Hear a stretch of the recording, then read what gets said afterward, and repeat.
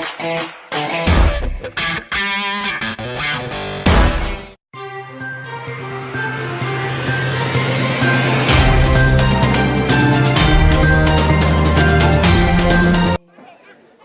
Pak Gesi ini selain dia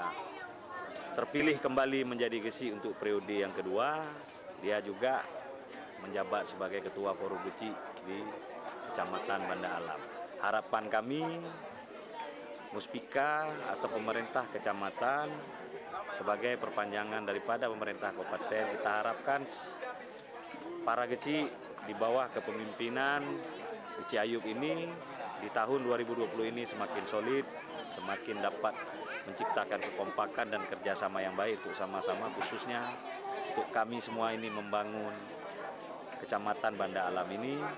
dalam pembangunan maupun peningkatan di pelayanan.